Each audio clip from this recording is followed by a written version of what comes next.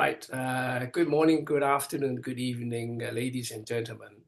Welcome to the April joint meeting organized by the Hong Kong Study Circle and Hong Kong Philatelic Society, sponsored by Federation of Inter-Asian Philately. It is good to see so many people interested in these monthly Zoom meeting, and every time we have new things to be presented, and I'm deeply honored to have the support of all of you. Without further ado, I think I'll let Duncan and Susan to present their stuff first. Duncan, right? Let me just Thank you. Stop sharing. Let me just stop sharing. Let's see where. Right. By the way, Andrew, just before they start their presentation, yes. Do you have any idea on how many people are looking those recording on YouTube? Yeah, we do. You can actually there's a counter, and usually over 100 people, 100 times visits, 100 visits. Maybe Okay. 2 or 3. Some people visit 2 or 3 times, but it's quite a lot. You'd be surprised. Yeah, that's it.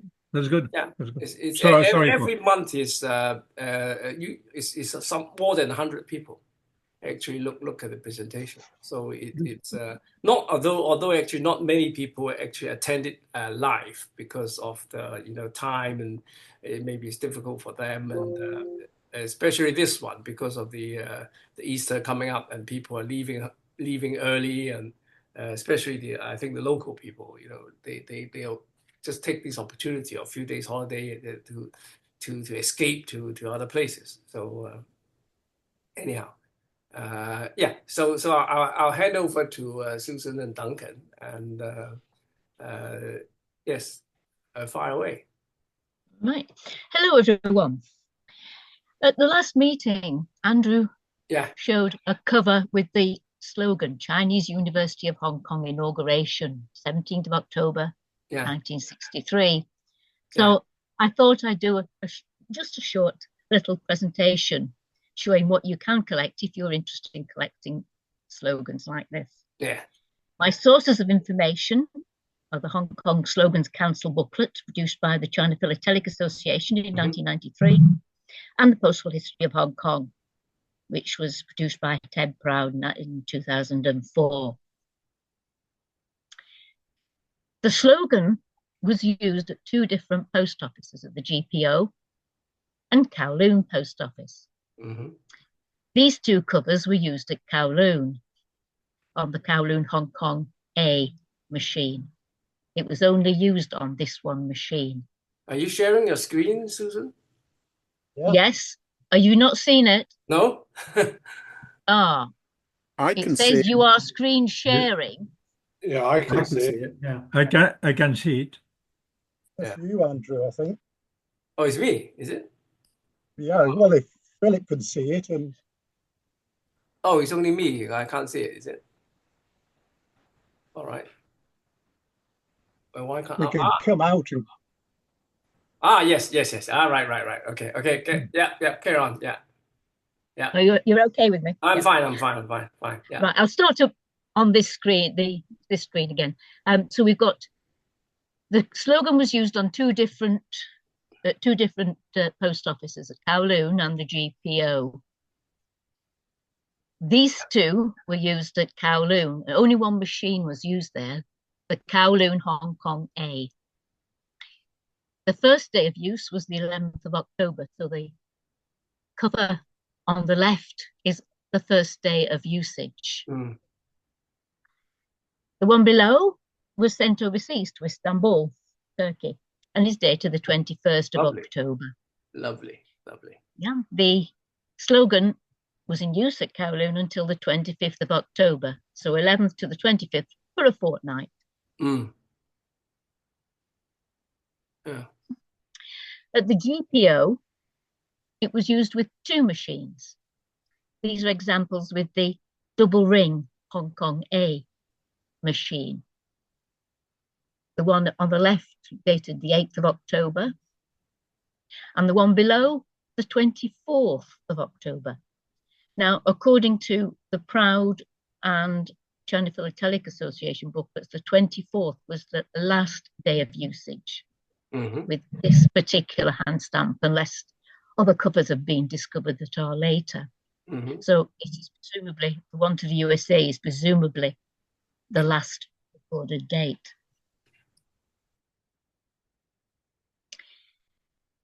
The other machine to be used at the GPO was Hong Kong C. And the one on the left, you've got dated the 23rd of October. The last date was the 25th again, so it was a couple of days before the last day. The one below is dated the 11th of October. I did try to enlarge it to make it look a bit clearer, but it is clear if you use a magnifying glass, it is the 11th, which makes it 2 days earlier than the date given in by Ted Proud and the China Philatelic Association. They say it was the 13th of October. So that extends the period of usage. So to sum it up, if you want to collect that, you can find it on 3 different cancel machines. And for 2 of them, it was used for a fortnight from the 11th to the 25th of October, but the double ring was, as far as we know, only the 16th to the 24th. So it may very well be extended by now if some people have earlier or later usages. So, no, it's still a very, it's quite a scarce slogan that you don't often see it because it's only used for, is it continuously for 2 weeks or? Of course, there are other machines being used in use during that time. So they would have wavy lines instead of the Chinese university slogan. So you don't see this one very often. And once you see it on eBay or something, it fetches quite a bit of money. So like the one I showed last time, which a lot of people actually fight for. Anyway, they fought over it. And, yeah. Well, lucky you. Well, I like the one. Yeah, I like the one which is 7 a.m. 11 October. It must be the very first impression. One of the very first, yes. Because I don't think you get 6 a.m. one. I think 7 a.m. is the time. That's very early, yeah. That is the earliest of the earliest. Yes, I think I have Chris Riding to thank for that one. All and right, his suitcase under the bed. Oh, really? Okay, yeah. All these hidden treasures and things like that. Yeah. That's right. Yes. That's great. That's great. Oh, it must. So I assume that those slogan cancels where it was one on each of the post office that were using it. That means there are several of those cancels that have been produced. Am I right? It was not only one. No. Several. Did you find any? Yeah. Yeah. 3 different machines or 3 different. That's right. There must be 3 dies. 3 dies. Three Did dies. you find any variation or any variety on the cancel? Not that I'm aware of. No. Not that I'm aware of. No. No, You never get to. Those dies are very expensive to produce because it's actually made of steel and it's curved. And it's very, very expensive to produce. So I cannot imagine they produce a lot of it. Maybe only 3 or 4 times. And only for a fortnight. Yeah, only for a fortnight. It's a very expensive investment, for a post office. Yeah. So how do they produce several of them identical? They go from. I don't know. Are they engraved? Are they? Are they actually identical? I mean, are they cast? How do they do that? Yeah. Have you checked that they are really identical? Yeah, I don't think you get clear enough copies to compare them, do you? Depends on the thickness of the paper it's been struck on and how it's fed through. It's so it's very hard to get accurate measurements, to be honest. I imagine they must be die cast or something. Yeah. I haven't noticed differences anyway. No. But when it's expensive enough to notice differences is the problem. especially only for use for 2 weeks. I mean, it's yeah. So nowadays they just use the it's like inkjet one. Yeah. No more. You spray on. You know, like the UK has been using inkjet for years. You know, it's much cheaper than producing a steel die for the same purpose. You know, that is a very interesting slogan. In fact, there's a lot of interesting slogans produced by Hong Kong, like the early ones. Lots of collectors of these items. You know, like the one with the motor car. You know, the one with in the 1950s about the traffic safety. Oh yes, that's right. Yes, yes. Yeah. And then also the broom. This is the one, the Clean Hong Kong. You know, that one. Oh yeah, there's several Clean Hong Kong ones. There's several very iconic, you know, slogans. And then there's the early all reflects on the social aspects at the time. For example, there's slogans on begging people to have cholera injections and smallpox, you know, so that's right, immunizations and things like that. Yes. Anyhow, right. Okay. Thanks, Susan. Yes, I'm sure that you know collectors will go crazy. You know, trying to pick up another one. Yes. Dealers stop do your slogans. Yeah. And people will accuse you of cornering the market. Right. So there must be lots of it around, surely. I mean, there must, presumably. Yeah, in 1960. Yeah, but people just don't notice it. That's all. You know, it's probably still in dealers, you know, sort of £1 box or something like that. Anyway, well, thanks for showing us. So shall we move on to Duncan? You've got some interesting research to show us about Imperial Airways.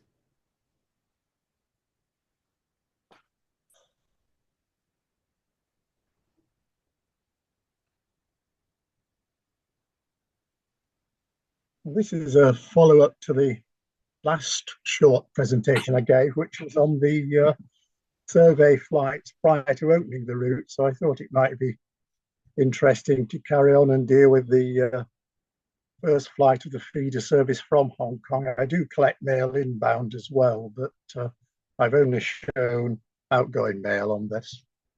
Start with a picture of Dorado, which I think was probably taken at Penang when it departed for its first inbound flight to Hong Kong.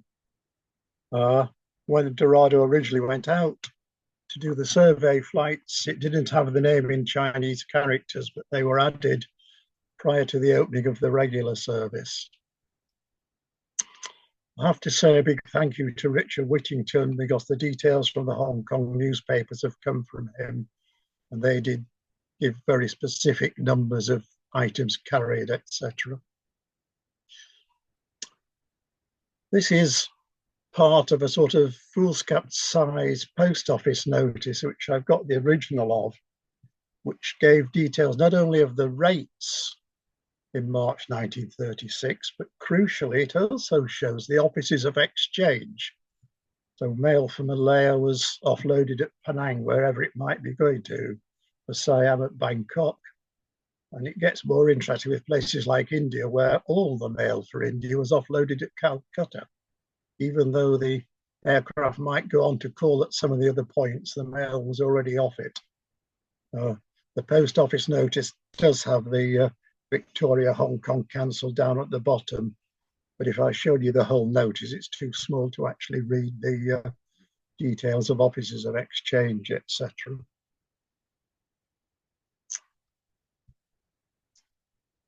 Thanks to Richard, I know the mails closed at the GPO in Kowloon at 5 p.m. on the 26th of March. The flight was next morning. Interesting figures. A total of 6,506 letters were dispatched to London, but only 194 postcards. And this seems to be the usual routine. Postcards are a lot harder to find from these flights than covers. The only postcard you could use on the flight was the official postal stationery envelopes, the post office notice in full that I showed you specified you had to use the official postcards if you wanted to use the 26-cent rate. The cover there is a test cover sent by the airline itself. It's addressed to Dennis Handover, who was the traffic manager for Imperial Airways in London. Both reached London on the 7th of April. And the first flight cachet was applied to everything, not just Philatelic mail, but also commercial mail as well. You can usually spot the commercial mail, and I have got 2 or 3 covers to show you later on. I think you need to understand the complications of the politics that went on with this route. It was never actually Imperial Airways' choice to operate out of Penang to Hong Kong. They would have preferred to fly from Bangkok, but they couldn't reach agreement with the authorities in Siam, and therefore they started operating the service from Penang, partly to put pressure on and hope that the Siamese would eventually give permission, but it was actually December 1937 before they did. But that's only one part of the politics. From Penang, for mail going westbound, it was actually carried from Penang by Indian Transcontinental Airways rather than Imperial Airways.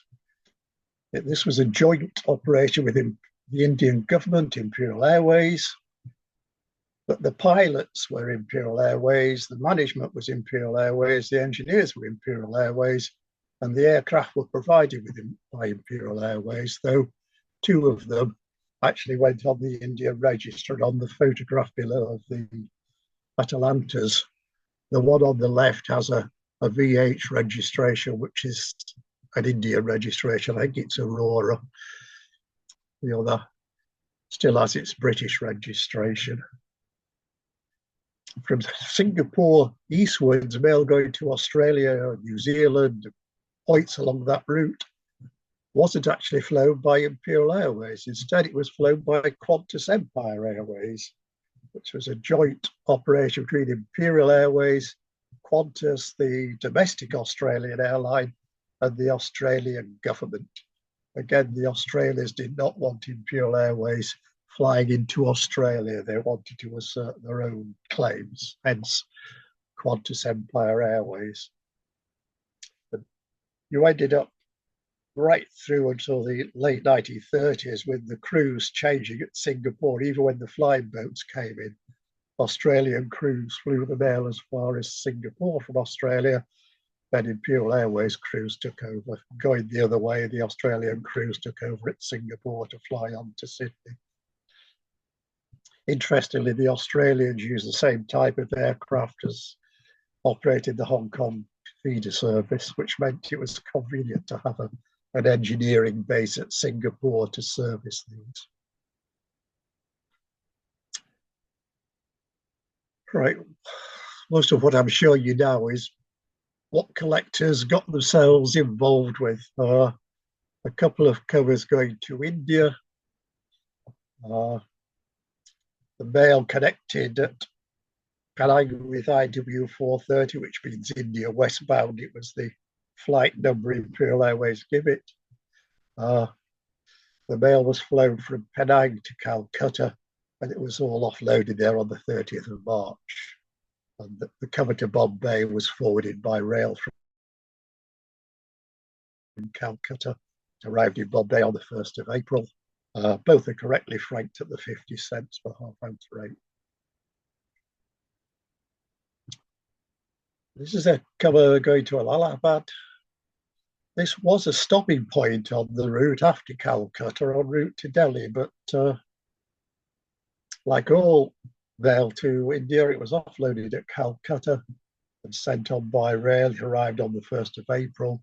If it had been flown through, it would have arrived on the 30th of March. I think what I like best about this cover is what's on the back. The sender had asked for it to be returned after 5 days if uncollected. I'm afraid that was a touching but misplaced belief in Indian bureaucracy. It was still floating around Calcutta on the 26th of May. I mean, been up and down to Lucknow a few times. 50 cents per half-ounce rate to India and a 20-cent registration fee. A very philatelic franking, but the correct one. Similarly, Delhi was a stopping point, and again, if it had been flown on from Calcutta, it would have arrived on the 30th of March. But the Delhi arrival on this one is the 1st of April, showing it came by rail. Similar multi-stamp franking, but it does make up the correct registered rate. And the 5 days request for return was even more optimistic. This was still in India on the 4th of June.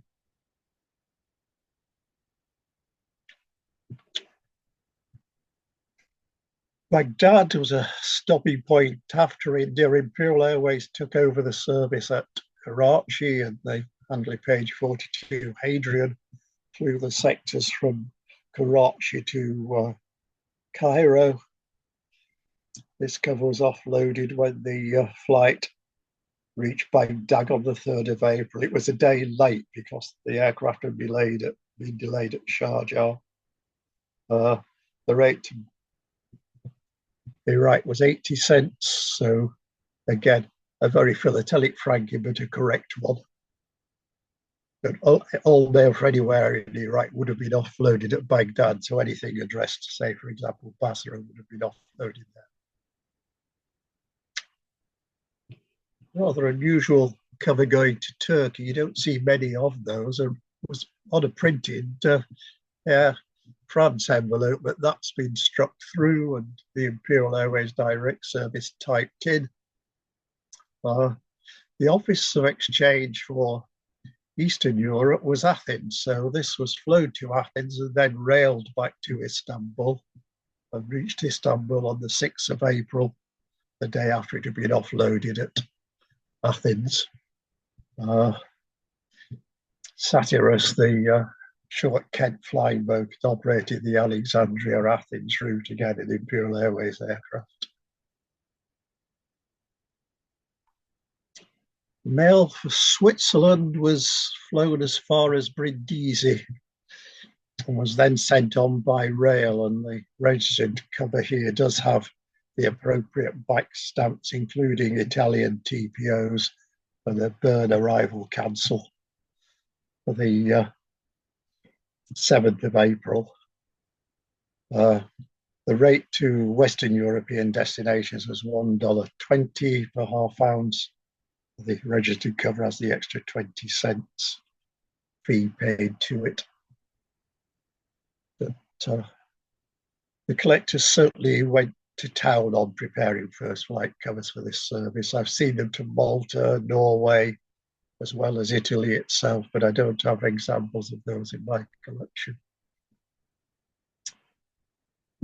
Mr. Fisher again sending even more stamps to Paris, which was the Office of Exchange for much of Western Europe, mail for the Netherlands, for example.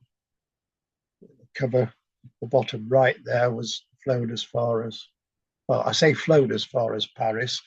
More politics came into this. The Italians would not allow Imperial Airways to fly mail from Italian airspace into France. So instead it was railed from Brindisi through to Paris, and sometimes flown on there they are, sometimes sent by surface.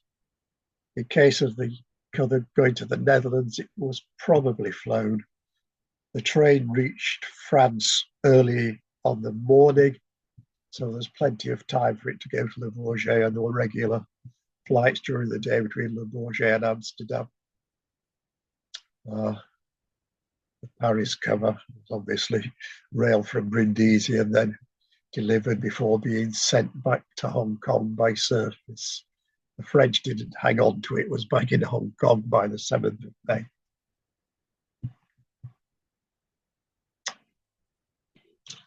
You do get some clearly commercial mail. The cover to Paris, bottom right, is simply a commercial one. Collectors tended to get much fancier envelopes and much more impressive frankings, and no collector would actually pay a 6 times rate, which is what the one to England is charged at. It's 6 times the 50-cent rate plus 20 cents registration.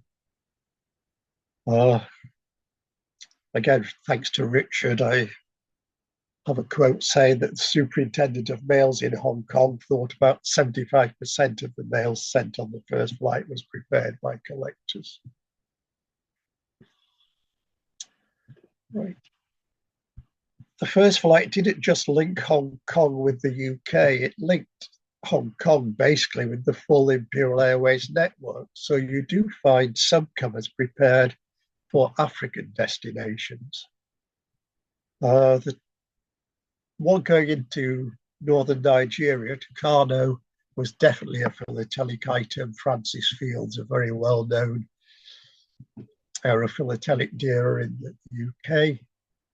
It was transferred to the West African service at Khartoum, whereas the cover to Kenya, which is so far the only one that's been recorded, was flown there by Imperial Airways from Cairo down as far as Nairobi, where it arrived on the 8th of April.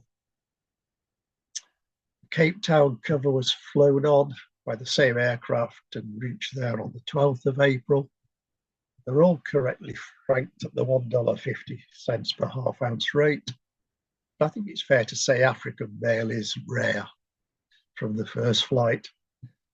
L.A. Wyndham, who is the addressee on the Cape Town cover, was the author of the first really serious study on South African airmails. And he states it, there were 18 covers carried to Cape Town. I suspect all addressed to him.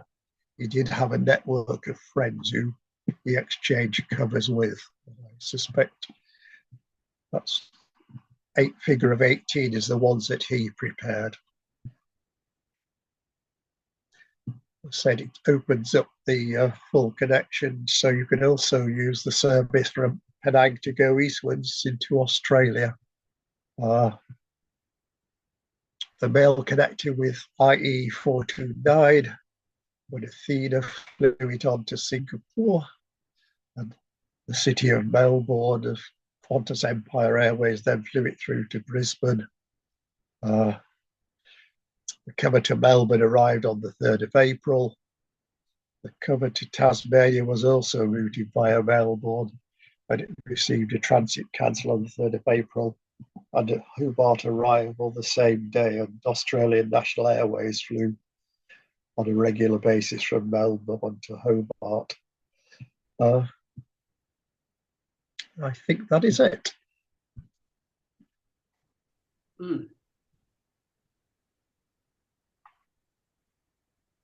Yeah, lovely array of destination covers. You know, some of the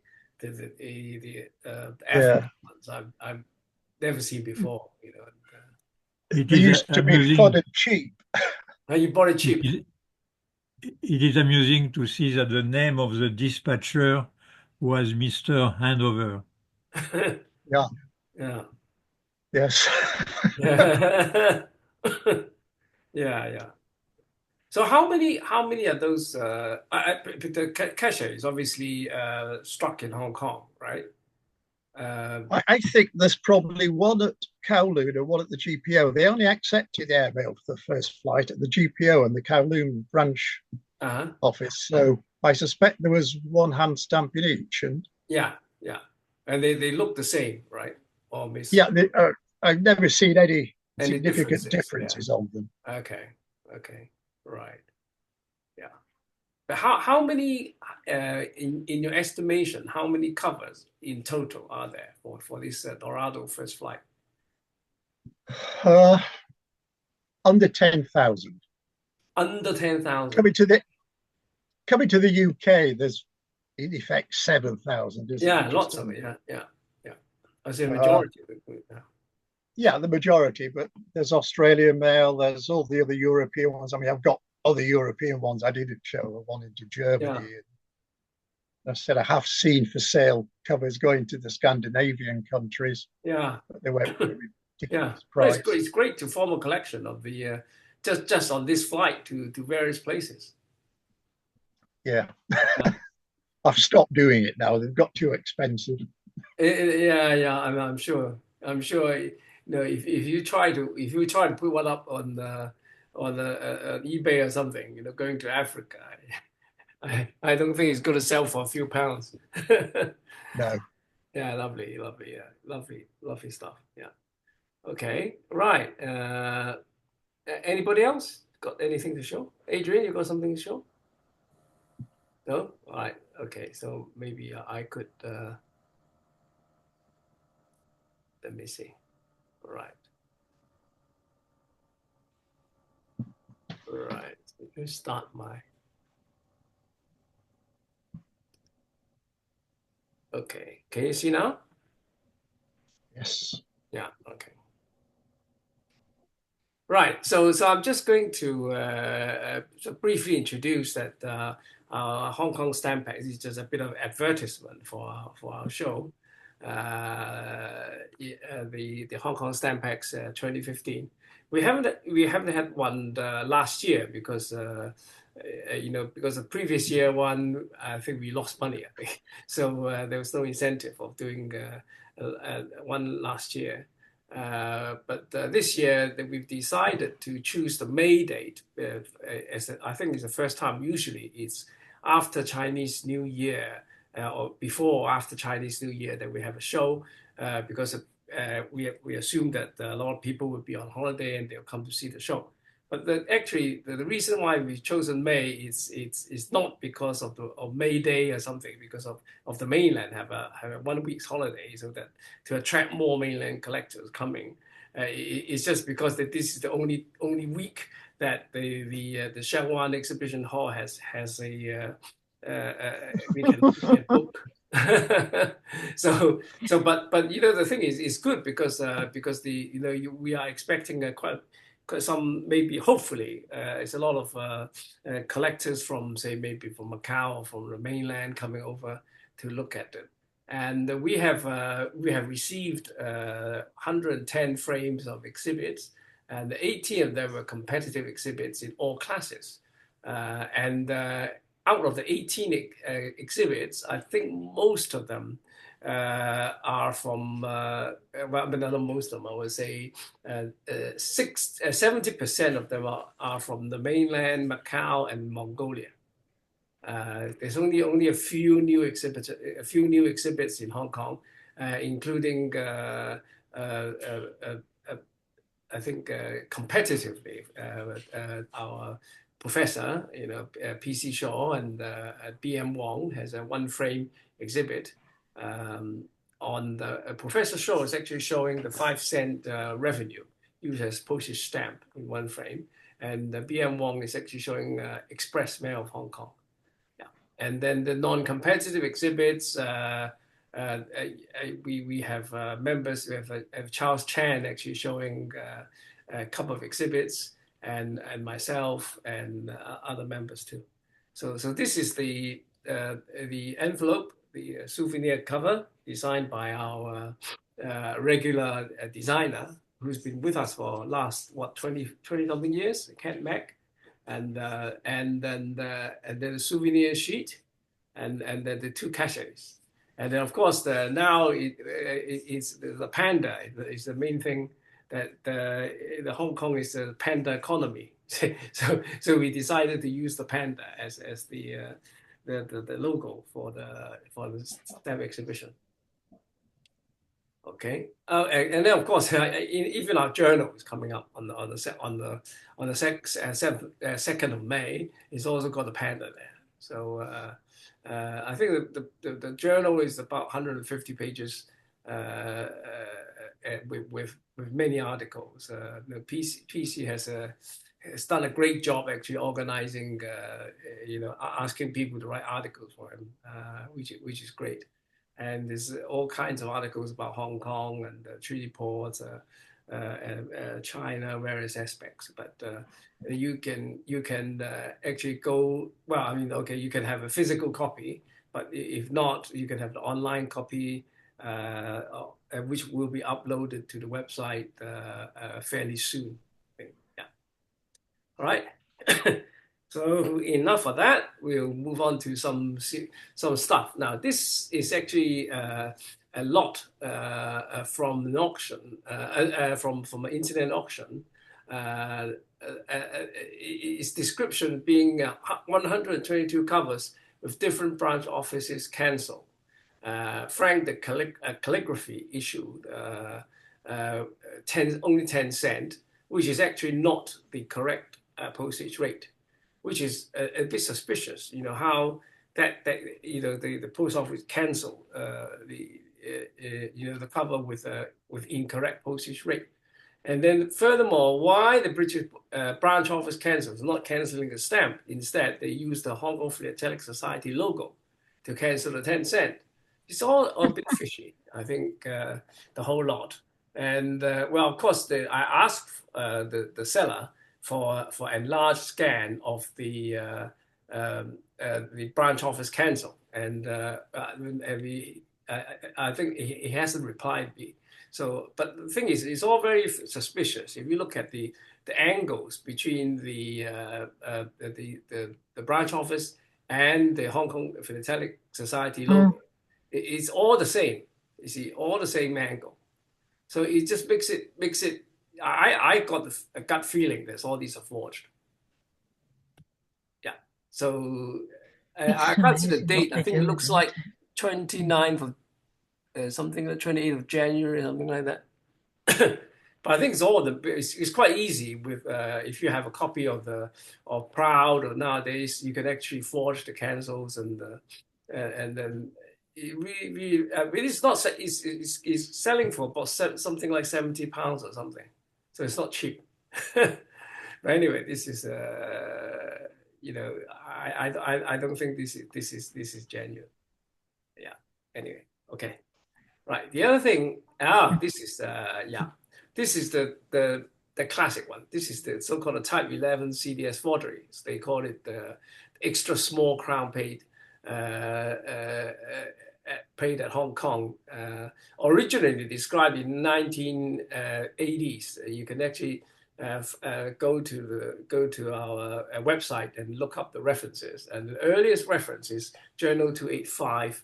Where it mentioned that the three covers in the W.H. Liu collection sold by John Bull had this extra small crown paid at Hong Kong, and it also mentioned Philippe Orsetti bought one, and also Lee Scamp had one in the collection.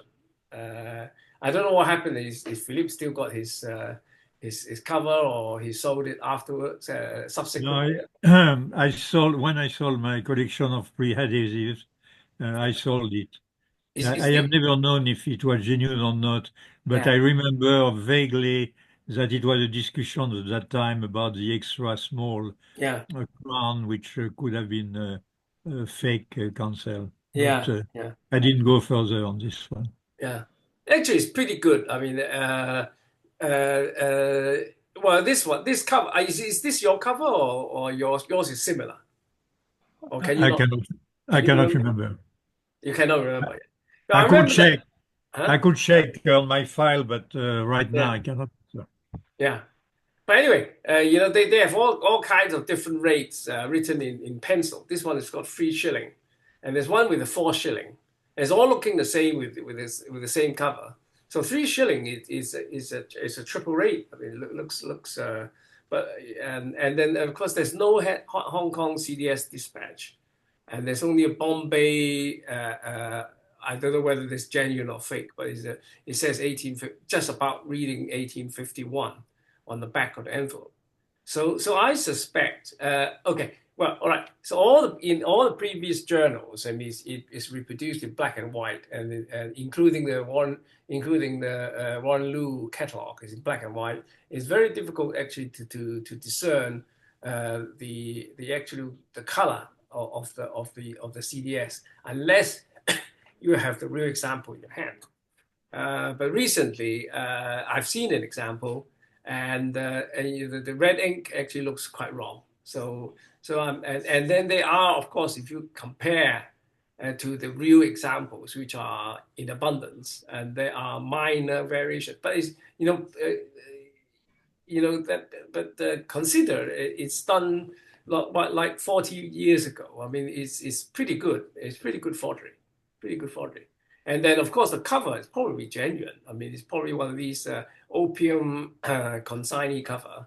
I can't read the script. I mean, is this Hindi or Persian or some Indian script? Yeah. So there's lots of these consignee covers going with the goods between India and Hong Kong at the time. So anybody could actually pick these out and make some fake markings. And this is actually apparently quite scarce. There's only about maybe five of them. Well, certainly much less than the genuine item. But it's just one of these fun items to have. But the red ink is all wrong. I mean, I've seen it in real. Anyhow, there is an article in the Hong Kong Philatelic Society website showing three other covers with this marking. Anyway, okay, so right, this is where William Lack actually shows this interesting. He called it imperf 18 cent with I think with CC watermark. He has actually a watermark with 3 wide wing margins on Facebook. Cancel B62 and Ligne T octagonal mark. Okay, this is the 18 cents watermark CC. Well, somebody actually commented that it was actually a trimmed stamp, but I don't know. If you look at it, the margins are pretty wide down here. So is it possible that this is trimmed, so you can actually see the margins quite wide here. So this is possibly all right. But on this side and that side, it's so wide that one wonders whether it's actually one of the margins actually is a wing margin or something cut down, or it's actually something else, or even the stamp is fake itself. I don't know. And does the cancel look good to you? I mean, I think the B62 looks okay, but I just wonder whether the Ligne T, which is I can't remember. I mean, maybe Philippe can tell me. Is it Ligne T to Australia? Yeah, I think this thing was coming from Réunion. Réunion. I have seen this stamp and this cancel. That's the only T which I have seen like that, and I couldn't make it. I couldn't make the route out of this stamp. Very, very strange. Yeah, very strange. I have my doubt on this stamp. Yeah. It doesn't make any sense anyway. Yeah. So you think the stamp is also fake too? Or the stamp itself, I don't know. I didn't have it on my hand. But to have a B62, that means this thing would have been out of Hong Kong, and ending up with a Ligne T. Yeah, doesn't make any sense. So yeah.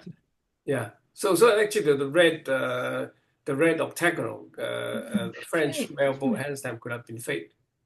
The mailboat stamps underneath the B62. I don't know. No, it's well, no, there's no response in Facebook as usual, because this one enigmatic things that it really baffles people. But you see, what I really is interested in is it really a cut down? You see, if you look at the margins are quite big on each side if you compare to the genuine stamp, unless that's been reperfed. It makes it narrower. But if this is the right size, but if you compare to that, I mean, okay, well, unless this is this wing margin, so then you can expect to have a slightly bigger margin on that side. You see, in my book there, this book on the French line, I say Ligne T was established in late 19th century and continued to operate under the late 20th century. It typically includes stops at ports such as Port Said, Aden, Bombay, Singapore, Saigon, and occasionally Hong Kong. But they were struck on French stamps, and again, having it on a Hong Kong adhesive doesn't make any sense for me. Yeah. Well, anyway, if you've got any information on this, you can give William a quick buzz or email, and tell him something about it. I don't know. I mean, this is looking really quite strange. Anyway, okay, so we move on.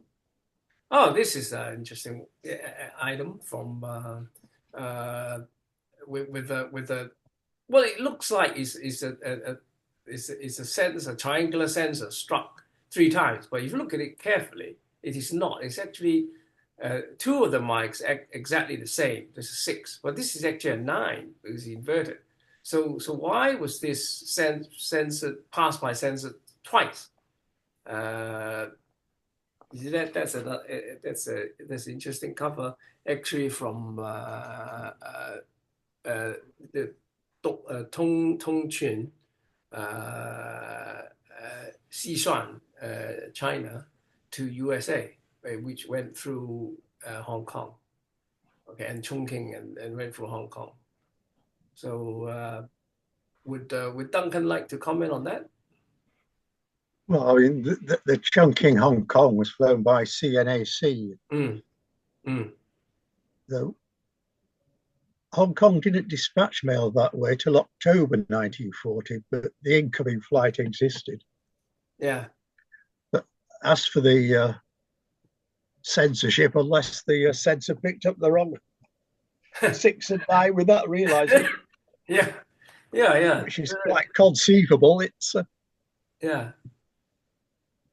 it looks like it just picked up this at first glance you thought that he struck it 3 times, but it's only 2 of them are the same. And then this is actually a 9 instead of a 6. So this is an interesting find. Okay. And then, of course, the 1962 stamp centenary, which I talked about last time, with this is the envelope produced by the China Philatelic Association, which was banned by the post office because it contained a reproduction of not exact reproduction, but you can see it's quite crude.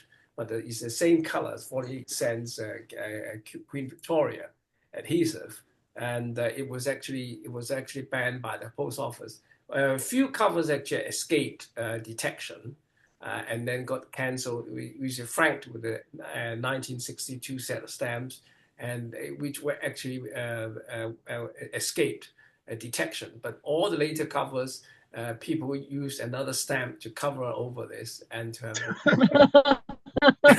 they used the What to look for?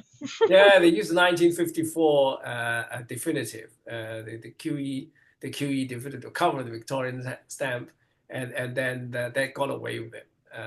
So instead of wasting, and the CPA must have produced thousands of these envelopes, and then I think a lot of them were wasted because people, once the news got out that the post office wouldn't cancel it, and then a lot of them were basically dumped. But this one actually, the Cambridge Stamp Company actually used it as an envelope for maybe for philatelic mail, or even they sell you the stamps, they put it inside the envelope and then as an outer cover for stamps or something. But this is rather interesting. A cover that with that type of reuse. I mean, right. I think that's all for me this time. It's not much. I know, but yeah, that's all I have time for. So, okay. So if I just stop sharing.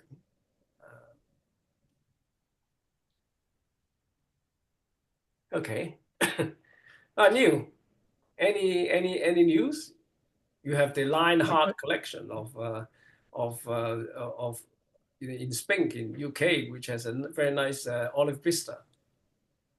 Yes, it was quite a nice stamp. Yes, got a bid on it already. So, Huh? Got a bid on it already. Yeah. Somebody wants it. Yeah, it's already on.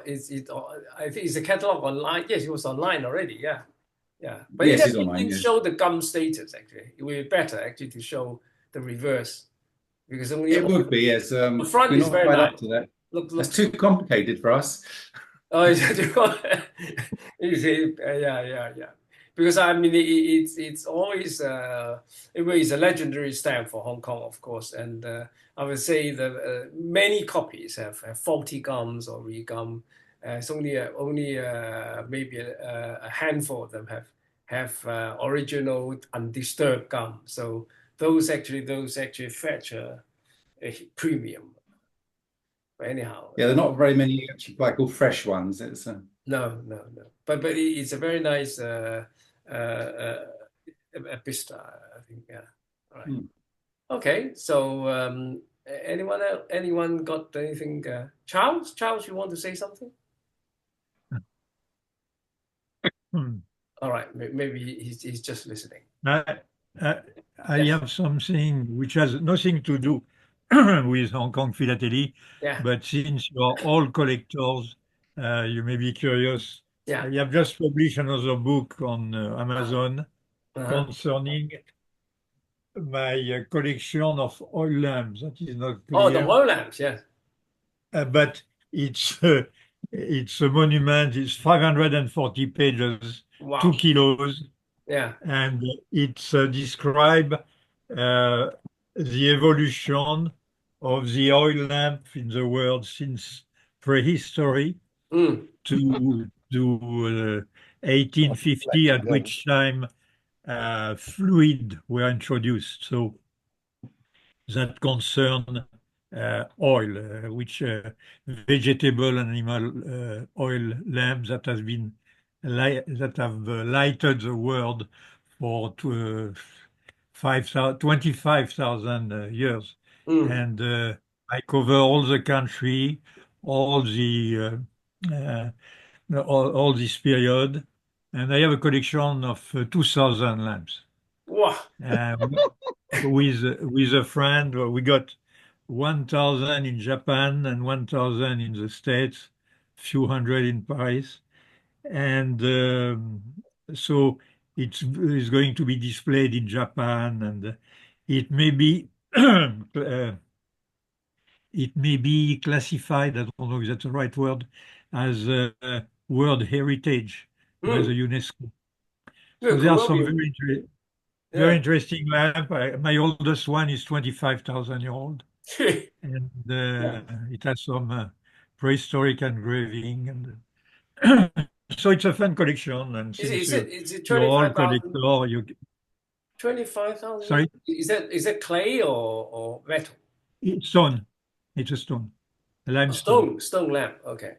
Yeah, but that were the lamps that were lighting the cavern when they were making their painting. And and what I describe in this book is a parallel between lighting and writing and philosophy, which is very interesting to see that the development of the thought, of the mathematics, philosophy, and so on, only occurred in cultures that had oil lamp, not in cultures that had torch. Because if you have torch, it's flickering. You cannot read. And if you have an oil lamp, it's a stable light with which you can write and read. Okay. And in primitive culture, people were busy during the daytime on the field, that to feed themselves.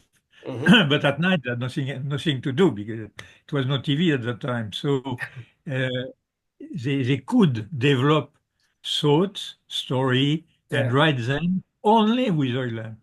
Without oil lamp, it was only an oral tradition. which is what's happening in the pre-Columbian culture or African culture. But in China, along the Yangtze River, in India, around the Indus River, in Mesopotamia, along the Euphrates River, and in Egypt, along the Nile, all those civilizations use oil lamp. And they all developed philosophy, writing, and so on. So anyway, that's the kind of thesis I developed in this book with more than 2,000 illustrations. Oh, it has nothing to do with stamp, but a lot to do with collecting. Oh, you can, because I'm sure that you can find stamps depicting oil lamps. Oh yes, there are many of them. Have you tried finding them? I'm pretty sure. Yes, I have them because it's parallel with culture. Whenever they want education and culture, Hong Kong has a very nice stamp with oil lamp. Is that? Yeah, I don't know if it will be clear or not, but I'm going to show you. Yeah, oil lamp. Let me see. I have an illustration. And not as a main theme, but as a Hong Kong. Yeah, look. Oh, move it further. Move it further. Yeah, can you see? Yeah. Take it further back. At some time it was clear. Now it's not clear anymore. I don't know why. No, you have to move it back at your face. At your face. I don't know what to do to make it clear. All right. Oh yes. All right. You remember this one? Yeah. Oh, the oil lamp. Oh yes. Of course. The UNESCO. Yeah. UNESCO. The green one. Yeah. The set of two. One green and one purple. Yeah. Yeah, that's right. Yeah. You have the 10 cents and $30. 50 and 10 cents. Yeah. And that's oil lamp is always synonymous with education and culture, knowledge. And so it's there are many stamps around the world. I see. So part of the collection is in Japan. Yeah, because a friend of mine had a collection on his own. He had 200 lamps. So in fact, what we did, we put our two collection together and call it the Nakayama Orsetti collection, where he had 2,000 and he had 200, but that's fine anyway. And it's going to be managed by a museum in Japan. And we have had already a couple of exhibits, which were quite successful. And so it's fun. It's a good occupation also find them, to track them around the world and to try to acquire them. So when is it going to be shown in Japan? When I think next year it will be a big exhibition in the museum. I don't know where exactly. It's being negotiated and being discussed. Yeah. Let me know, because it's quite easy. If you go to Japan, absolutely. Just go and check it out. Yeah. No, I went to an exhibition in Japan in March. Is there one of the three national exhibitions in Japan, and this is the earliest one. And there's one in April, and there's one in October. So this one actually, it's more. I would say that the exhibits are more advanced. I think it's not beginners. And then some of them have already achieved some awards internationally. But this is actually formed by a group of stamp collectors that want to improve their collections for exhibiting in the international arena. So it's quite interesting to see some of the there's some quite well-known names in Japanese philately that we often see in the international stamp exhibitions that are displayed there. But it's the place is the Sky Tower in Oshiage in Tokyo, And you know, is the new icon is almost put the Tokyo Tower in shame. You know, it's a massive sky tower structure, tall structure, and they have a postal museum in the shopping mall, and that's where the exhibition was held. And actually, the postal museum actually it's also an attraction because they have lots of old Japanese relics, you know, wooden carts, delivery man uniforms, badges, and it's also got a collection of specimen stamps from different parts of the world, and it's very interesting. I was in Japan. I've just come back from Japan, a month in Japan, and I went to the Sky Tower. I did not know there was a postal museum. No. It's in the Solamachi. Is the one of the shopping center by the Sky Tower, Solamachi. And mostly you find that there are a lot of toy shops there. But on the I think it's on the 8th floor they have a postal museum there. Talking about Japan, presuming you've been there a number of times, and I presume you've been to Yokohama. Yes. Yeah. Have you been to the foreign cemetery there? No. Right, so there's a cemetery dedicated to foreigners, and of course, a lot of the people that would have been, in the trading companies in the 1860s and 70s that died in Yokohama are buried in that cemetery. Is that really? And it's only open weekends. I was there on a Thursday, and they're open on special days. And it just so happened that the Thursday I was there was a special day, so I managed to get in the cemetery. And it's a fascinating place. Really, really old graves of people there in the 60s, 80s, 70s. All the foreigners. Everybody that's buried there. Yeah. So what I need to do is check my covers now and see if any of the people that either sent covers or addressees in Yokohama are actually buried in the cemetery. But fascinating place. And I presume you've been to the Port Museum as well. Yeah. That's an interesting museum as well. They've got loads and loads of stuff in there. Lots of postcards. Yeah. I was there in 2011 when they had the World Stamp exhibition. All right. The World Stamp exhibition there. They had one every 10 years. So, and the last one was actually during the COVID, and so there was not too many visitors. The problem with the museum in Japan is they don't have the space, and that's a big problem in Japan. Yeah. For instance, this collection is going to be managed by the Ancient Orient Museum. But they don't have the space to put it. And now, before we have those exhibitions and so on, we have to find a place. And we don't have that. Stamp is not a big problem because it doesn't take that much room. But the oil lamps are taking a lot of rooms. And it's a problem. Which we don't have in the States.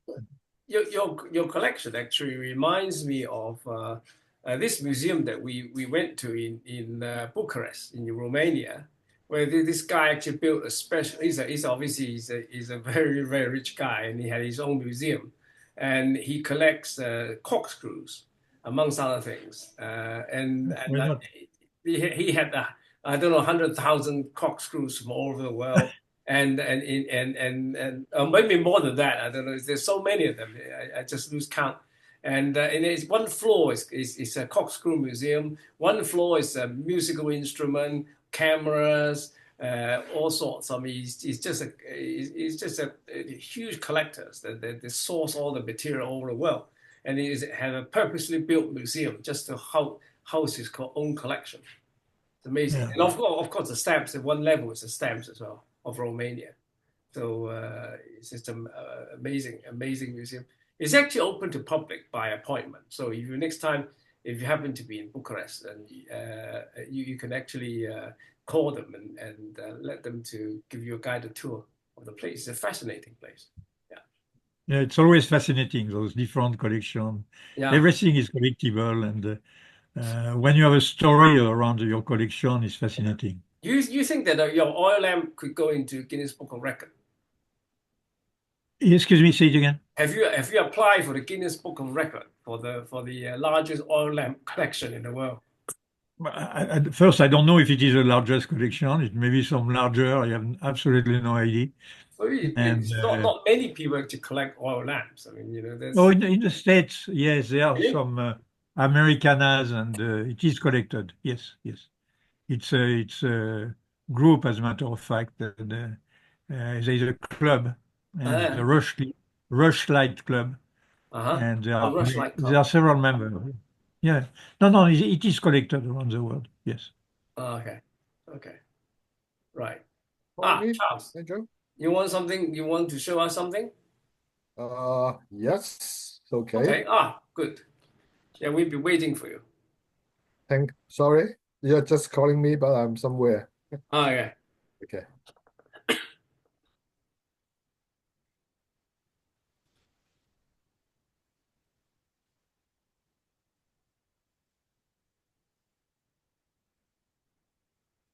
I'm sharing my file. Sorry.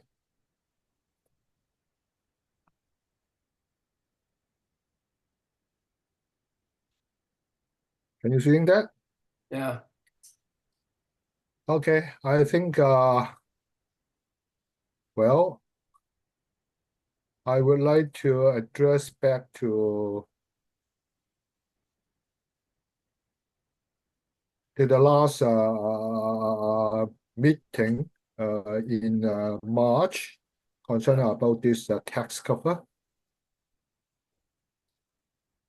Oh, how can I do that? Jesus. Extra large icon. I want to hide this. You can go into extra large icon. Okay, can you read it? No, you go to extra large icon. You got large icon. Extra large, I make it big.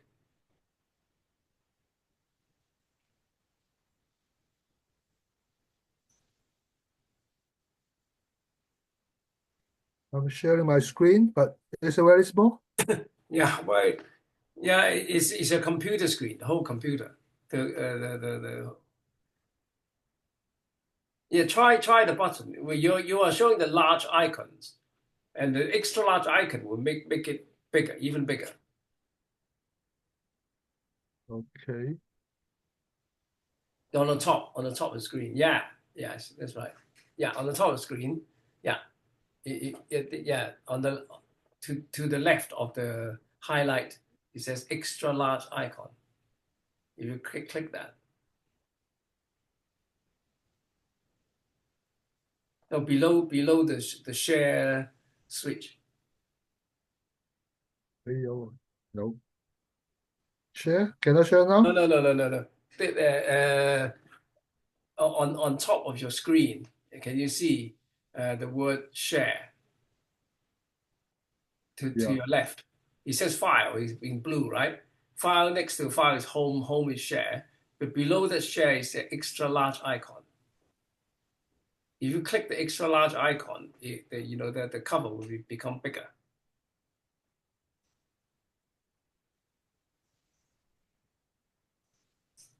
Is it now? No. No. Well, I can still remember what it looks like. It's a tin sin with a red T. I want to share the things again. Maybe something wrong.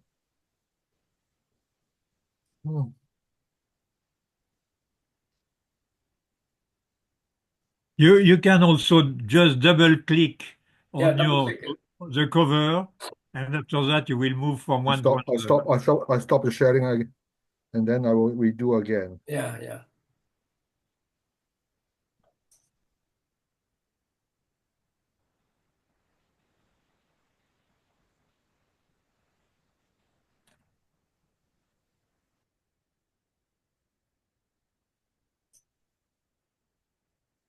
It's okay?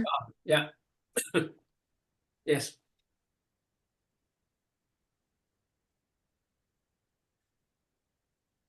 Yeah, that's the one we talked about. Okay. Last month, March meeting, show meeting, I shared this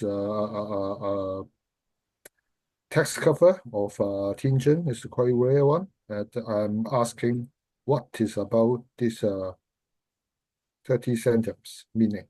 Okay. It's a back cover. I better now, starting with the Hong Kong government gazette. This it was on 1877, March 17th, announcing a post office memorandum that Hong Kong will join the UPU on the 1st of April, 1877. And the premium rate will be 16 cents. And also for the stamp, a temporary supply of 16 cents stamp is in preparation. That means they are going to overprint the 16 cents on 18 cents surcharge.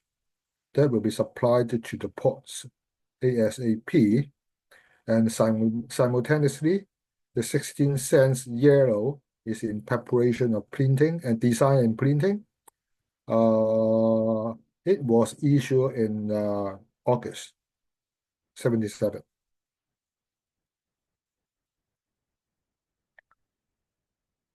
This is the postal treaty of CPU in 74. Later it renamed as the UPU. And well, the general rate of postage is fixed at 25 centimes for a single prepaid letter. I think it is very familiar by you. And what means by single prepaid letter? Single means a rate of every 15 grams. That means it's a half ounce.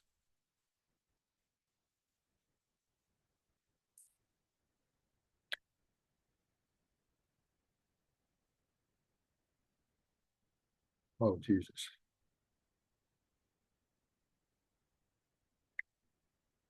Half ounce letter will be single rate. That means it is 25 centimes.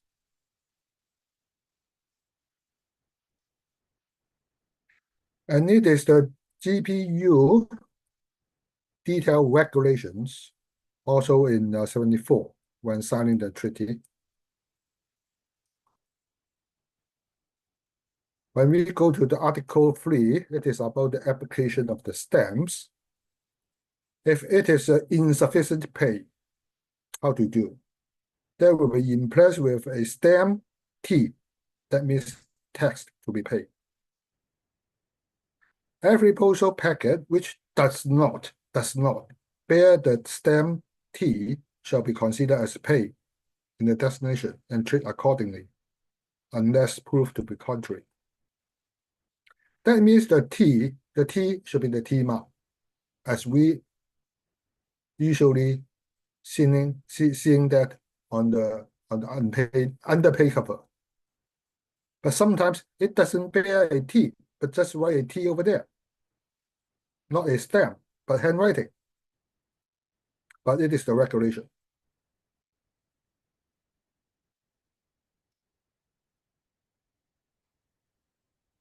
More interesting will be about the rates. Last time, Andrew also pointing me to the D27 cover about the left top corner about a figure, considering it may be the number of rates that written for the purpose, but it is not the case. For an underpaid letter, yes, you need to insert a figure for the number of rates, but this regulation is not applicable for the fully prepaid letter. It is Article 4 of the regulation saying so.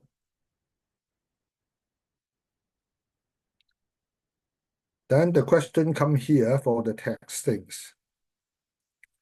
Number 5 of the detailed regulation talking about the insufficient prepayment, saying that subclause 1 saying that dispatching office shall indicate in figures in black ink placed by the side of the postal stamps their total value. That value shall be expressed in francs and centimes. My question will be, what means by their total value? What means by their total value?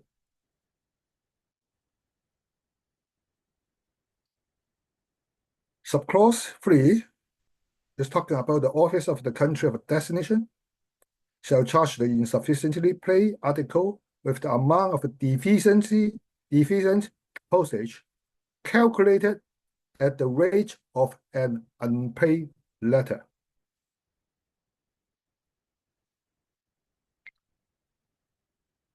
Then my question is about, okay, what means by, firstly, their total value meaning, the exact meaning of their total value. Back to the cover, 30 centimes means the total value of what?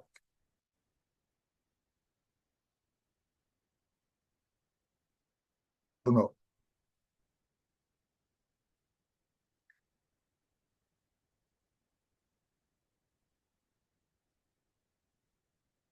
Okay, continuously, I would like to show several covers. It's quite interesting.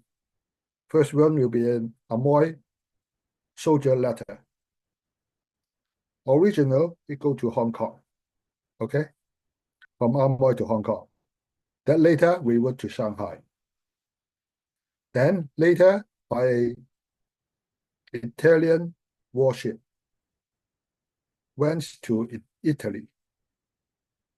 It is a registered letter. That means paying the 10 cents registration fee and also the 4 cents postage in a treaty port rate at that moment in time. But when it reroute to Shanghai and went to Italy, it became an international mail. The international mail will be 10 cents.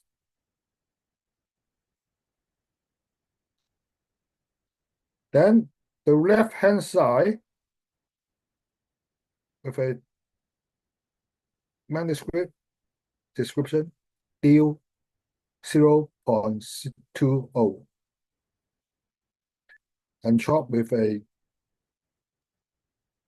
Hong Kong register CDS. Deal 0.20, that means 20 cents.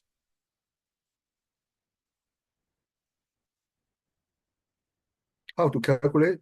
I don't know. Actually, if it was an international mail, it would be 10 cents. It would be short by 6 cents.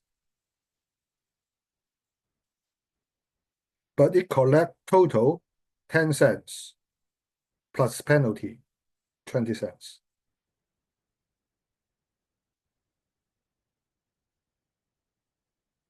Can you get my point?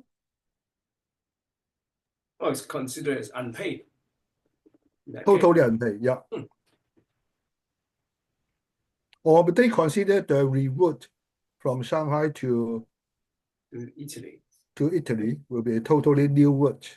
Therefore, the original 4 cents will be disallowed. Yeah. Yeah. But the registration still valid. Yeah. It is the back of cover because it reroute for many places over there, here and there. Okay.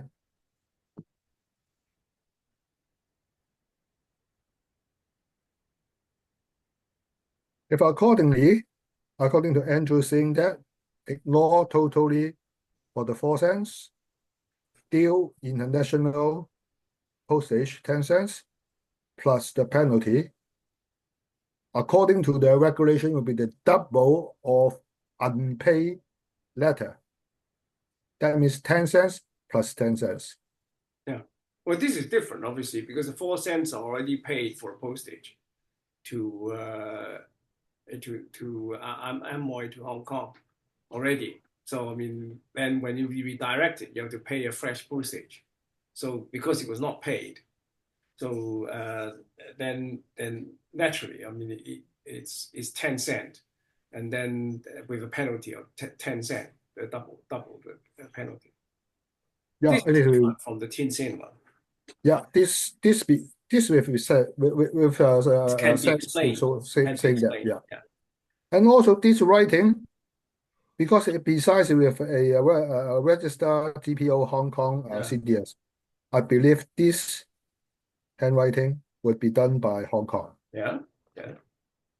Because when it is routing by the Italian warship, it will be in through Hong Kong anyhow. Yeah, reasonable assumption.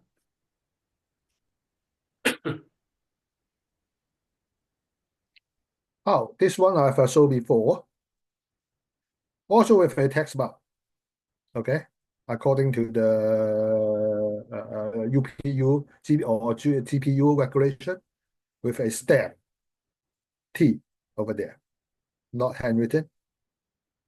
And also, originally, it was a Shanghai, Canton marking. It's a Canton marking. And writing there will be the France 0.50. Can you read it? 0.50. Five, yeah. 5, for sure 5. Mm. Because the single rate will be 25 centimes, that means 10 cents. With the penalty double, then it will be collect will be 50 centimes. Originally considered by the Canton postal staff. But when it arrives Hong Kong, and also according to the regulation, it writing with a black inking free. It's a triple rate letter. A triple rate letter. But when the letter arrived to Hong Kong, it reinspect again. Sorry, it should be a double rate letter. Therefore, crossing it out, and also the T also crossing. You can see a little bit red over the T. And also the deal mark, how what's the amount of deal crossed out by the red pen. That means it is a correctly prepaid letter, no tax. Then my question is, this writing is the insufficient pay amount plus penalty.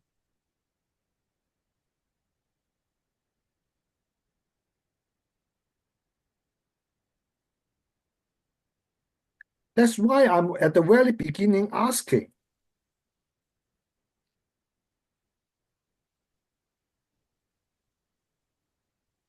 Shall indicate in figure in black inking their total value. What means by total value?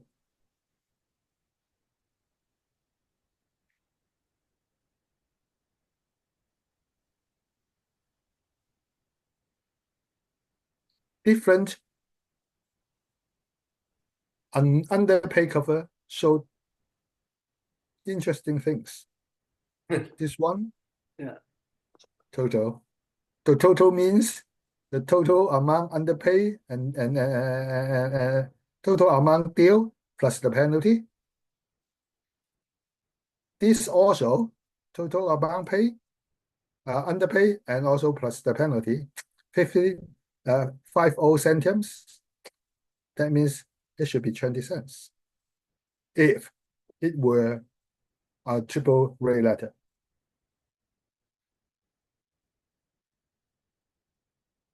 Some more example come. This Hankow postal card, from Hankow to Shanghai, consider underpaid by Hankow postal staff. But when go to Shanghai, ignore, because the 1 cent is correct in a port rate for postcard. And on there, there's nothing right over there. How much do we collect by Shanghai? Silence.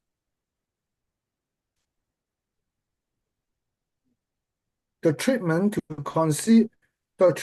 for the tax cover, underpay cover, is not consistent. Yeah. Here's the back of the card. Nothing. Just message. Okay, it is another cover. Interesting to from Shanghai to Netherlands. Underpaid should be 10 cents. If frank with the 4 cents, consider it will be penny rate, but incorrect. And they do not apply the T mark, the stamped T mark, as per the regulation required, but they just write T15. Then when the letter arrives, Netherlands, it frank with 15 cents and cancel by the CDS with M stamp.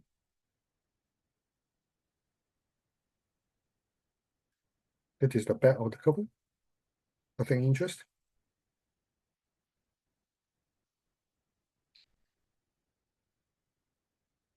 Then it is another example that underpay cover may not follow strictly according to the regulation of GPU or UPU.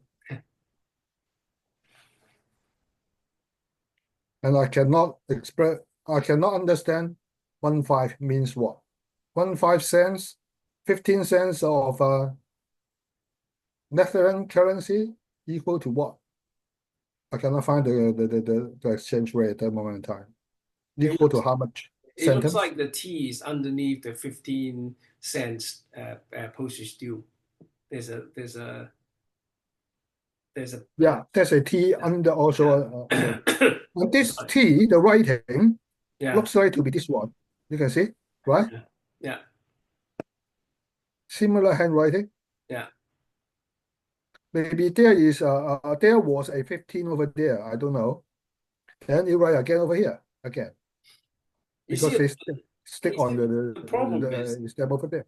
See, the problem is that the postage due regulation was poorly understood by the post office, and they often made mistakes, and you find a lot of mistakes made, calculations as well as markings as well. So sometimes they couldn't find the hand stamp, or they couldn't be bothered just put a T on it. So it's lots of variations. So I mean, it shows that nobody actually reads the regulation. That's all. It's just trying to read the regulation. They neither read French or English. Okay, we continue. Okay. It is a very interesting and also an important cover in my collection. Okay. It was a letter post from Hong Kong. You can see the Victoria Hong Kong CDS. Via Shanghai, go to US. It is a heavy letter. Franc, 18 cents. Egg flow weight. 2 ounce, I think. 2 ounce. So let me check again. Oh, forgot.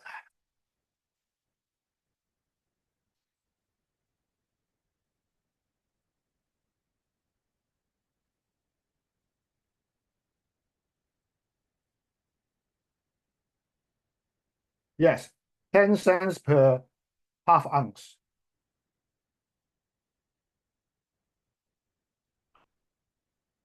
$0.10 per half ounce. That means this cover would be less than 4 ounce. But egg flow weight. But sorry, the Shanghai postal card. Re-inspect this letter again. Yeah. Writing, sorry, it is a 9 rate letter.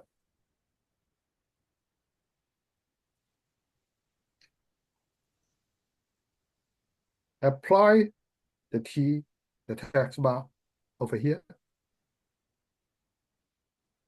And then chop again the Shanghai BPO CDS over there. They already doing so as a transition marking already. Shanghai already chop on the back. It transit Shanghai.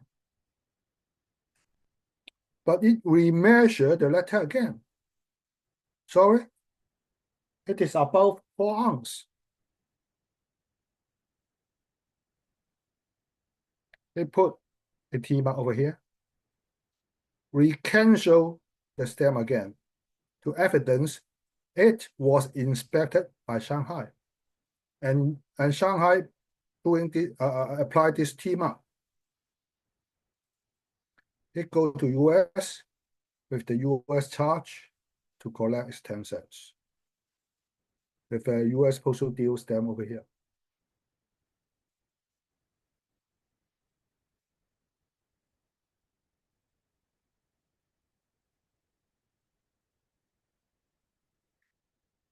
It is the back of a cover with a San Francisco arrival in the Seattle. Charles, can you share your screen again, please? Because this one? Can you share your screen? We don't see your screen.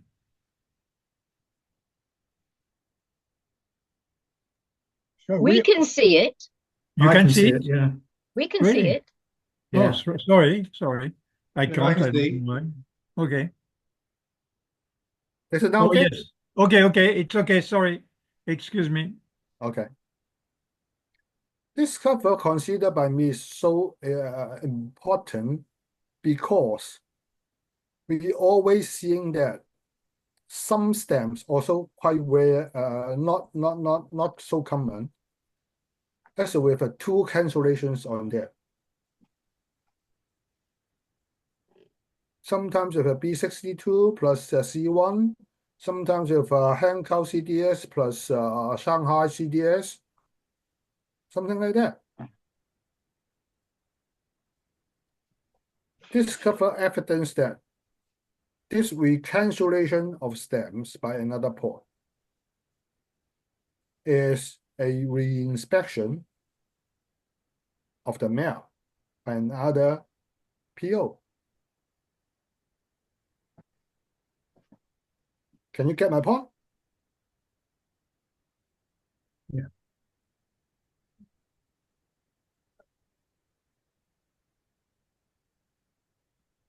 Hello? Yeah. Mm. Yeah. Shall I show you some cancellation Guaranteed of stamps in that way? onwards, it's per ounce. What's the date? Looks like 04, is it? In which case it's per half ounce. So there's They were right. scale. It's about 4 ounce. I thought it was 4 ounce, but the scales are slightly different in Shanghai and Hong Kong. Maybe it's just a margin. In Hong Kong, it's just a marginal eighth rate, and then when it's got reweighted in Shanghai, it's found to be over the 8 rate, and then it marked 9 rate with a postage due marked. And also, Andrew, it is against the UPU regulation because the tax mark must be applied by the dispatching office. I told you, nobody ever read the instructions.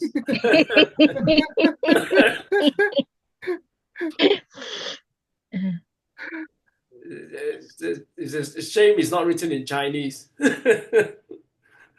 Okay, you can see the regulation 5, subclause 3. The office of destination shall charge the insufficient pay article. Okay. Yeah. Well, that's the dispatching office should indicate the figure in black inking for the insufficient pay. Okay. The problem is all done in different inking. It's all done in manuscript. It's a I think it's just the clerks have just no idea what they just want to do their own thing, and it's fun. Okay, I show you an example that for the C1 overstruck with B62. Can you see that? No, I'm still seeing the postage due cover. Can you see that? No, not yet. Still seeing your tax cover from Shanghai. Oh, sorry.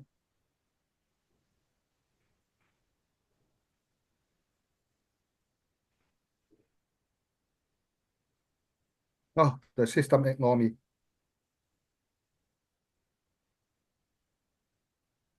Okay, forget it. Okay. The computer is not listening to me, like the regulations. Okay. All right. Okay. Another cover. Sorry, another postcard. Can you read the card? Yes. Yes. Okay.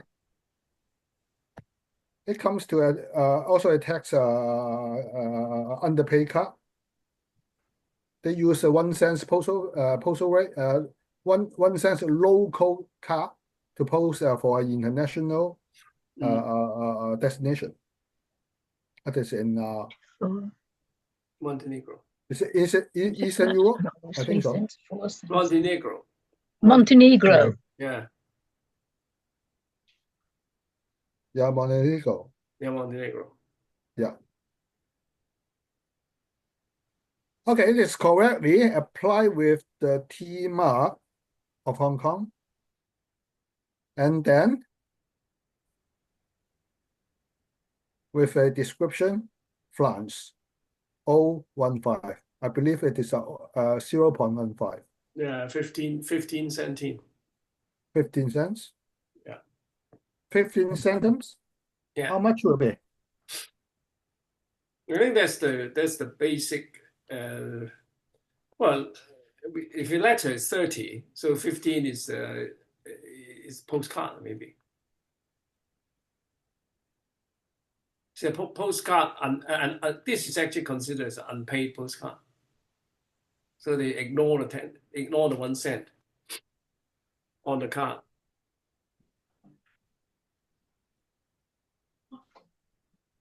And then more interestingly, that the Montenegro has that you don't find any postage due on that as well, because the Montenegro probably didn't bother to calculate the postage due.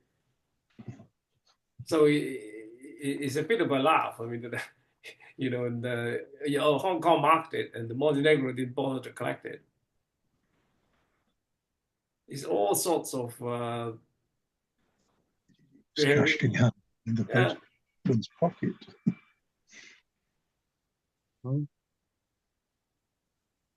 They didn't know how to, the postal clerk in Montenegro, they couldn't quite figure out how to calculate the postage due.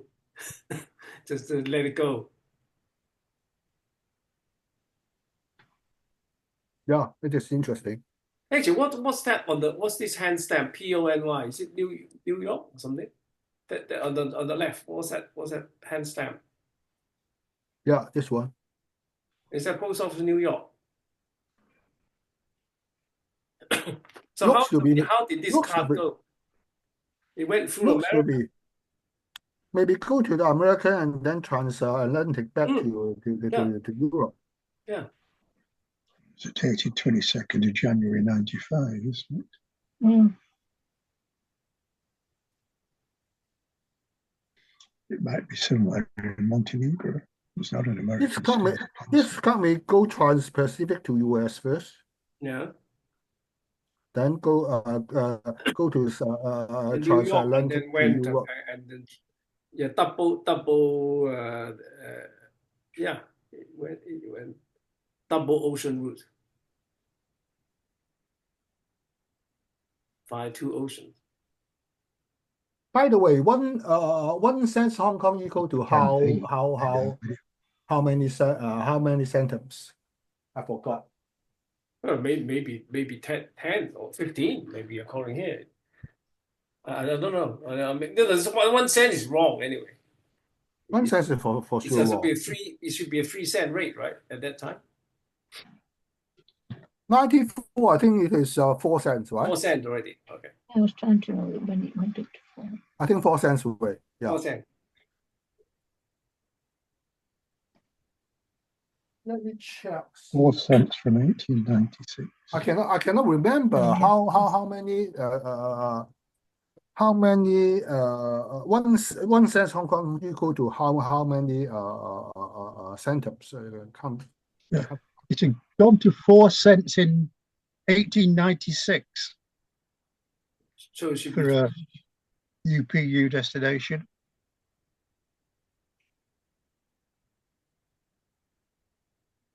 Yeah. It's 3 cents under franc. Yeah. As Andrew said, that's ignored and it's charged the basic 15 centime rate for a postcard. Yeah, a lot of postcards actually charge 15 and letters 30. Hey, let me calculate in that way. 10 cents equal to 25 centimes. According to this cover, 25. Okay.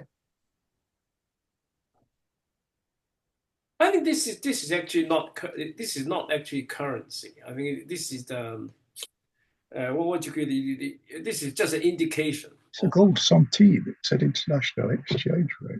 Yeah, it's not about currency. This is about how you indicate the amount of money due. So I mean,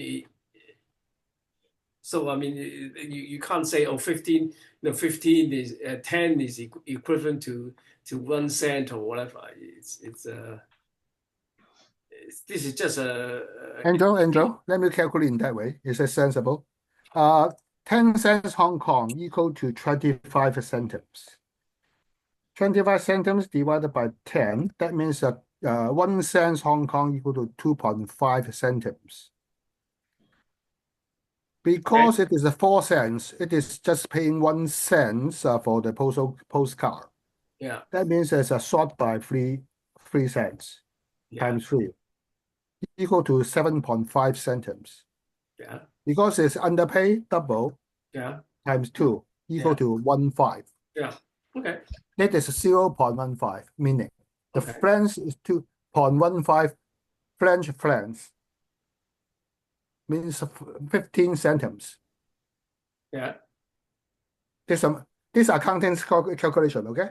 Okay. All right. Make sense? Yeah. Repeat again, okay? 25 centimes equal to 10 cents Hong Kong.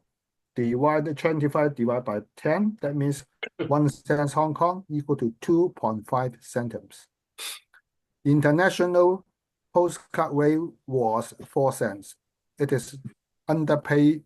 This one is one cent card, underpaid by 3 cents. 2.5 times the 3 centimes equal to 7.5.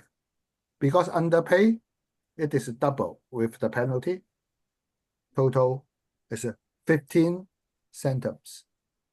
It is the handwriting of a flat FR 0.15, the meaning.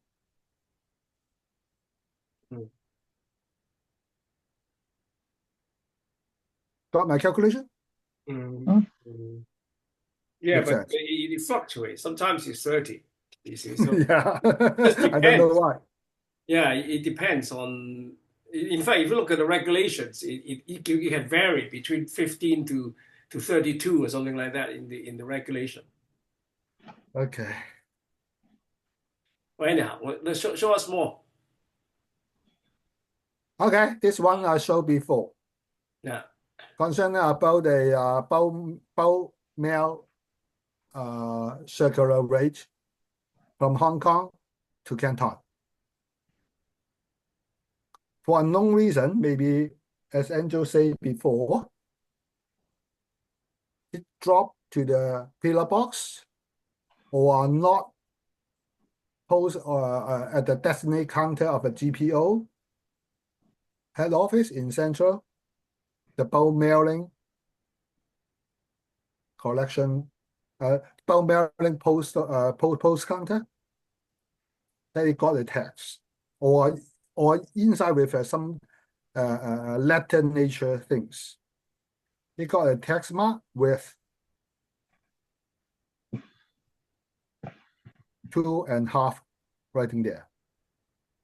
2.5, that means the 2.5 centimes. Because the letter rate from Hong Kong to Canton is 2 cents. Underpay, using the 1 cent postal envelope, that means underpaid by 1 cent. Underpaid by 1 cent, double as the penalty. Total to collect is 2 cents. Yeah, about 2 cents. And the writing in sentence will be 2.5. 2.5 centimes. It is amount due, not including the penalty. It's 2.5 gold centimes, isn't it? Not 2 Hong Kong cents. 25 centimes equal to 10 cents. Let me divide it by 10 will be 2.5. 2.5, 2.5 centimes underpaid.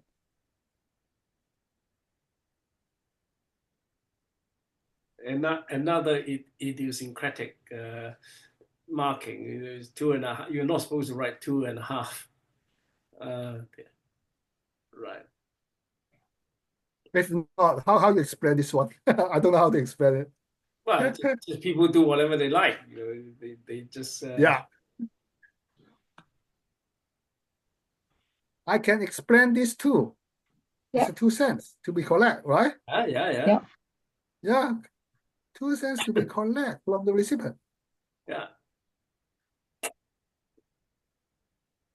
This is the back of the cover with a Canton arrival. Okay. It is for sure through the post. Yeah. Well, that's why I'm originally at the beginning asking for what means by the handwriting for the total value, meaning different cover with different illustration and meaning.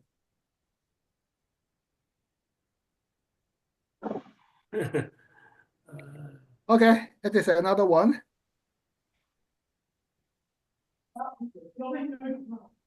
They use the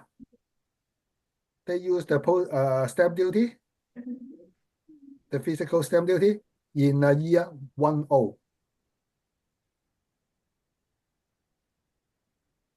1910. Can you see? Yeah.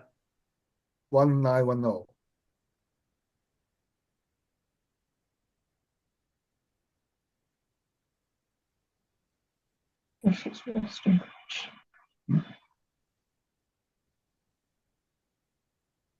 You can see 10 over here, very thin. At the moment of time, sorry, it is not 38.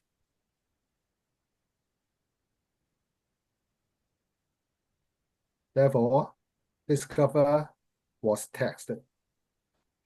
And also the US charge to collect will be 10 cents.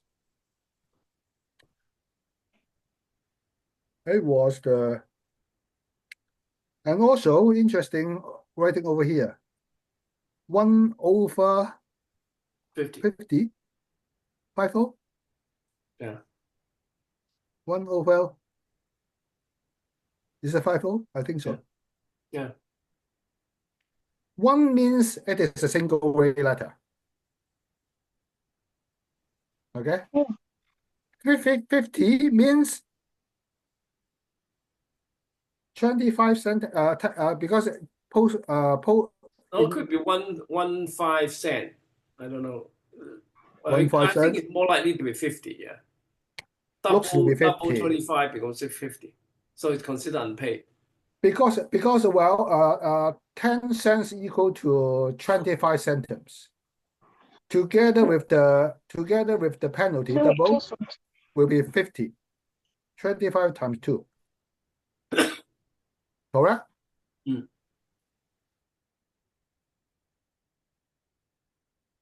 But US still collect 10 cents, not 20 cents. I think the local the charge is 5 cents to USA, so 10 is already doubled. Sorry, at that moment of time, the UPU rate to USA. No, the US. They calculate on the US currency in US. $1 dollar, 1 cent equal to Hong Kong dollar 2 cents. No. If US sent a letter to Hong Kong at that time, it would be 5 cents. So they work out that way. So it becomes double 5 becomes 10. That's why they collect 10 cents. This is already a postage due. Yeah. 10 cents postage due. Mm.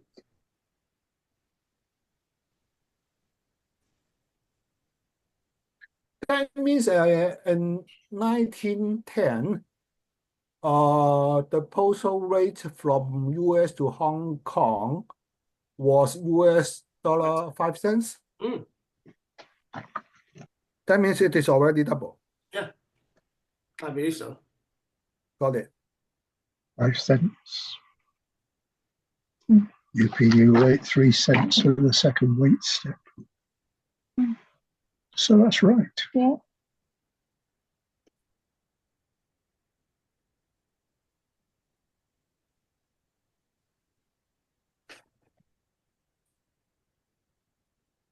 It is quite interesting. This subject is not fully explored by any other else. Consider about the text not. and the handwriting on it. There's so many mistakes made. It just makes you often see a 105. So many mistakes made, and in every country interpret. They should have read the regulations, but it just seems that not many postal clerks fully understood the regulations at the time. So it just so many postage due is very interesting subject. Okay, it's a very frustrating one. I mean, I have lots of covers out of China that you just can't interpret how what they've charged. Yeah. But even Andrew, even Hong Kong postal staff may not everyone familiar with. Oh, I don't think so. You're completely correct. Because what I've showed before, so many examples, quite a lot that was origin from Hong Kong. Yeah. Therefore, may not other countries postal staff make error. Yeah. Even Hong Kong postal clerks. Oh yeah. They also making various error here and there. Yeah. So you just end up nowadays, you just end up no postage due being collected because they just don't understand the system. Yeah. Anyway, okay. Okay, this is end of my Yeah, thanks for presentation. sharing. It's really very interesting. I think and I doing that because of it's from this cover. Yeah. What the hell they are doing? Yeah. 30 centimes. Yeah. Therefore, I try to duck out the regulations. The Right. treaty itself, the detailed regulations of that, and find example. And also, it is very odd to say insufficient payment, you need to insert with the figure in black inking their total value. What means by their total value? No definition. Well, total value of what? Maybe you could check the later UPU regulations, see whether they have rephrased that thing, the later one. This is the very early. Yeah. Look I'm sorry, I at don't have those. I don't have the subsequent one. Maybe the in Rome or later Washington Convention, later ones, and see what they actually have rephrased it, perhaps. Okay. The later UPU conventions, and whether they actually rephrase that. I'm sure that they have rephrased. That's why you just end up, having different. Sometimes it's 10 centimes, sometimes 15 centimes for postcard, unpaid postcards. It's wow. It's a fascinating subject. Anyway, thank you very much for sharing, and yeah, we should have a special postage due session in future. Thank you. Then I'll stop here, okay? Yeah, okay, thank you very much. Right, wow, yeah, it's fascinating. Okay, anyone got any more questions? You, Andrew, you showed on your front page a cover on the left. There were a couple of covers. Yeah. What was the left-hand one? Yeah, where are we? Oh, you mean this one? No, your front page. Oh, my front page. Oh, okay. Yeah. I know. This one. Yeah. You want to comment on that one? What is the left? What is it? I can't. Oh, it's the U.S. President Jackson. Oh, it's President Jackson. Yeah, President Jackson. Canceling the duplex, canceling 4 cent. And the other envelope is the use of 2 cutouts, aerogram cutout on a letter to USA.